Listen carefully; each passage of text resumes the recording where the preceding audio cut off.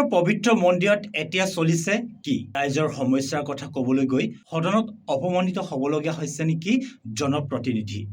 উজনি অসমৰ বান পৰিস্থিতি আৰু বিধায়ক অখিল গগৈৰ প্ৰতিবাদক লৈ এতিয়া উত্তাল ৰাজ্যৰ ৰাজনীতি।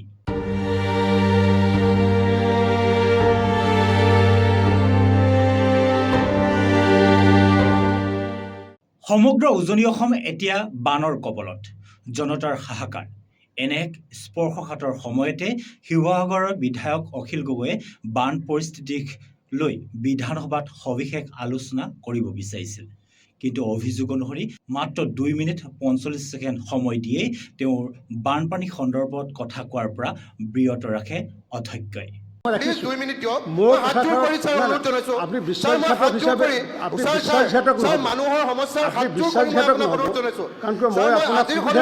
সকলো বিধায়কক অনুৰোধ জনাইছো, মই হাত জোৰ কৰিছো, অনুৰোধ জনাইছো ছাৰ। আপুনি অকল বিধায়ক নহয়, ইয়াতে বিৰোধী বহু আছে। মই ছাৰ আপোনাক হাত জোৰ কৰি 2 মিনিটৰ কাৰণে অনুৰোধ জনাইছো ছাৰ। মই জীৱনত কাকো হাত জোৰ কৰা নাই। মই সংসদীয় পৰিক্ৰমা মন্ত্ৰী আৰু আমি কালি এইটো প্ৰতিবাদ কৰিছোঁ। কালি পাৰ্লামেণ্ট এফেয়াৰ্ছ মিনিষ্টাৰে কালি দিছে, গতিকে কালি আলোচনা হৈ গৈছে। মই মাননীয় অধ্যক্ষ মহোদয়ৰ কথাটো শুনিম। মাননীয় অধ্যক্ষ মহোদয়,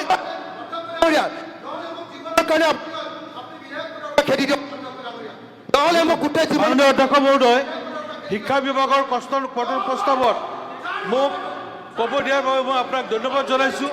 আপুনি এটা মীমাংসা দিয়ক ছাৰ, আপুনি এটা মীমাংসা দিয়ক ছাৰ। এনেকৈ সদন নচলে ছাৰ।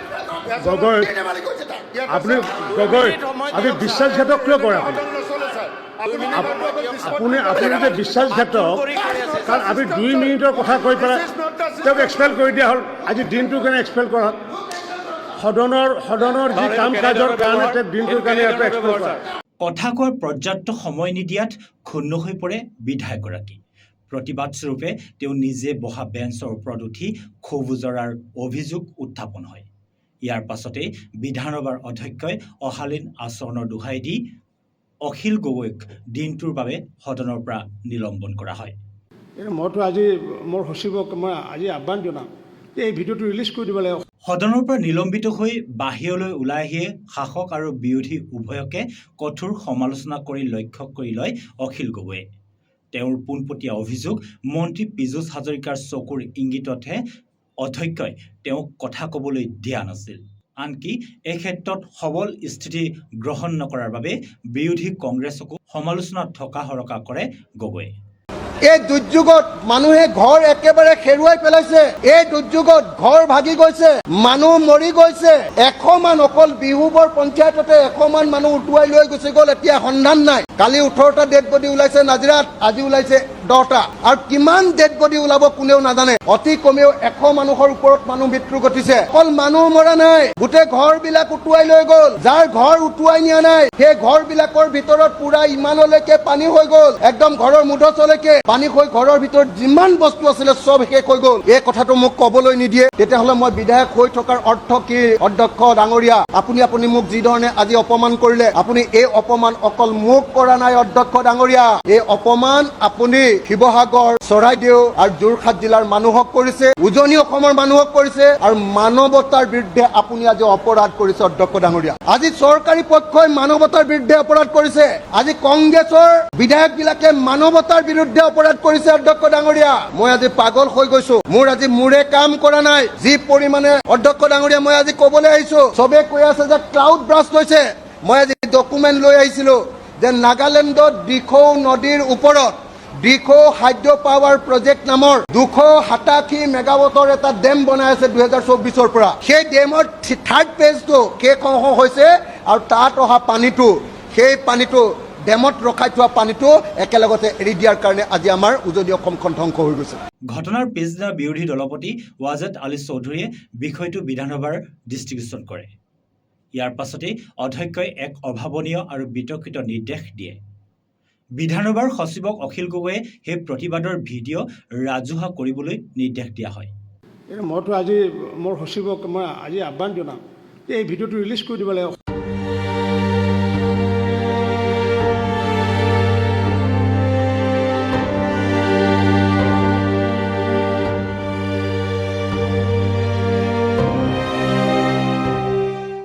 ইয়াত দুটা গুৰুত্বপূৰ্ণ প্ৰশ্ন উত্থাপন কৰা হয়। প্ৰথমটো হ'ল বিধানসভাৰ গৰিমা আৰু গোপনীয়তা অক্ষুণ্ণ ৰখাৰ স্বাৰ্থত এনেধৰণৰ আভ্যন্তৰীণ ভিডিঅ' এটা ৰাজহুৱা কৰাটো নিয়ম সন্মতনে?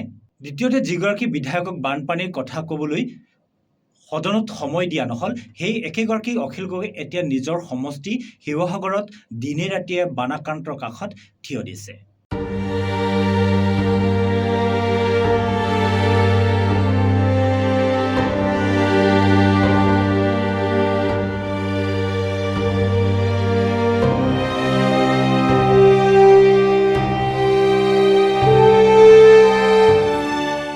ৰাইজৰ সমস্যাৰ কথা উত্থাপন কৰিবলৈ গৈ নিলম্বিত হোৱা আৰু তাৰ পাছত সেই প্ৰতিবাদৰ ভিডিঅ' ৰাজহুৱা কৰাৰ নিৰ্দেশ, এনে পৰিস্থিতিত বিধানসভাৰ অধ্যক্ষৰ এই আচৰণ বা ব্যৱহাৰ কিমান গ্ৰহণযোগ্য?